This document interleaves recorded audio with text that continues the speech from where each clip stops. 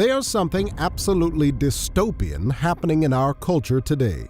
Introducing EctoLife, the world's first artificial womb facility, powered entirely by renewable energy. So last week, Paris Hilton unveiled the first pictures of her new baby boy. Here is her kissing this little baby. His name is Phoenix. He was born last month, but there has been a lot of controversy, I would say, surrounding his birth because he was born via surrogacy. I wanted to give the person that I felt like was a good candidate for our family, I wanted to give her the opportunity to choose us as well. Like, what if she wasn't a fan? What if she was, we have amazing fans, but we also have crazy haters. Like, what if it was, I wouldn't want that energy around my baby. Yes, we are expanding the family, but, I have a belief that when you do things, you don't just go, you go big. So 2 babies, people, 2 babies are on the way. So you basically go on all of these websites. There are all these sites, and it's sort of like Tinder or whatever app you were dating on, where you're just kind of swiping through people and you say, oh, I like the way she looks, or I like this girl had a great education, or some combination thereof. And really 2 absolutely amazing women are carrying our babies right now. So we have 2 babies, again, 1 from each of us biologically, but they will be connected through the egg, the genetic material of the mother.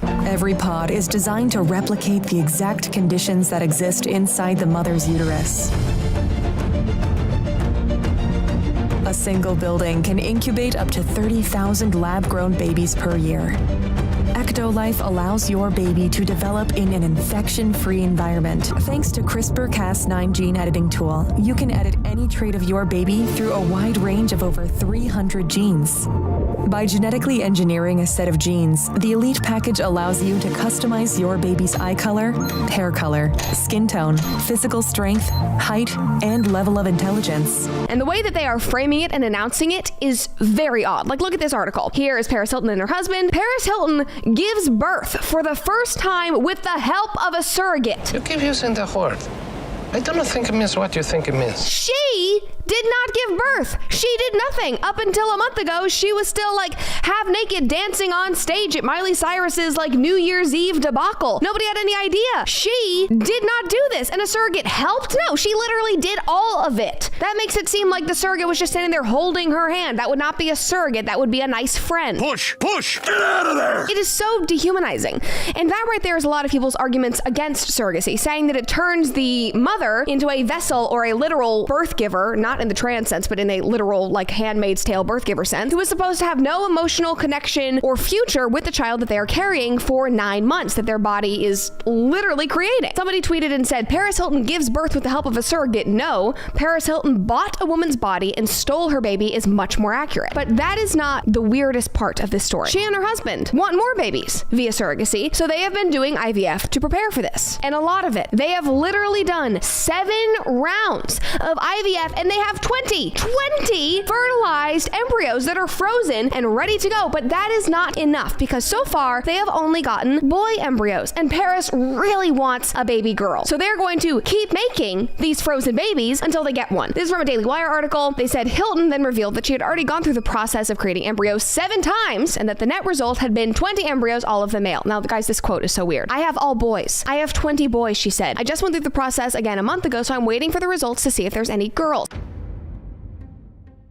With the rise of technology and the LGBTQ movement, we are seeing today things related to pregnancy and childbirth that would have been utterly unimaginable even a few years ago. Although EctoLife is currently just a concept, it is clearly a goal that many women wish were a reality. The closest alternative to EctoLife today is in fact already a reality, and it is called surrogacy, where someone can pay another woman to carry the baby that will then be immediately taken away from the birth mother and given to the person who paid the birth mother to carry this baby. Unless there is an extremely good reason to use this kind of process to bring a baby into the world, which is another very serious debate to be had. This essentially turns pregnancy and childbirth into a dystopian transactional process, where we have wealthy people taking advantage of women with financial difficulties and making them go through the unimaginably difficult act of carrying a baby to term, giving birth, and then immediately giving away the baby. That is absolutely not how God designed pregnancy and childbirth. By the way, in chapter 3, look at what God says. Verse 16. To the woman he said, I will greatly multiply your pain in childbirth. You don't thank Eve for that. In pain you will bring forth children. Your desire will be for your husband, and he will rule over you. Yes, pregnancy and childbirth are extremely difficult. But the solution is not to pay someone else to go through this difficulty for you. It's to trust the way God designed men, women, families, and pregnancy. That's something that Ali Stuckey had stressed, is that people rarely talk about the fact that the bodies of these surrogates are inclined to reject the pregnancy. So they have higher rates of miscarriages, the women that go through and carry somebody else's child. So this is not IVF, but surrogacy. And they're more likely to go into preterm labor. How do you feel about that? Why are these women signing up to do this? Obviously, because they're selling their bodies, obviously, because they need the money. When I was looking at that app of the potential egg donors that I mentioned, all of these women, the majority of them were high school grads, very young, or people that were in university and just needed the money. And they knew that if they went through this process of giving their eggs, they could get $10,000 per an egg, something like $10,000 per egg. That's a lot of money for a person that needs it. There's something extremely twisted and tragic about what wealthy people like Paris Hilton, Kim Kardashian, and Dave Rubin are doing and promoting, which is essentially purchasing a woman's body, purchasing the very process of pregnancy and childbirth itself with money, turning it into something cold and transactional.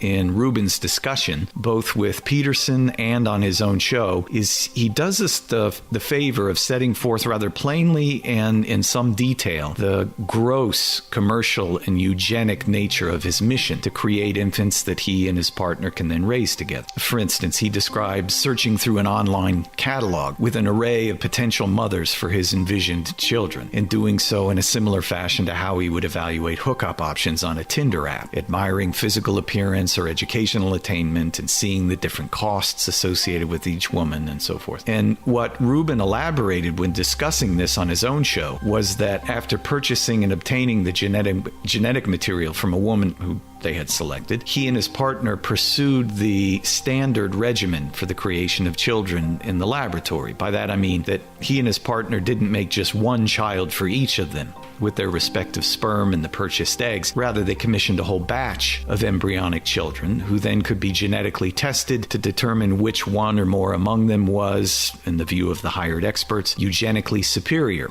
thus most worthy of implanting into the wombs that they had contracted to rent. Even worse than the idea of turning pregnancy into something cold and transactional is the way so many of the people who purchase babies so casually discard the babies they are not interested in.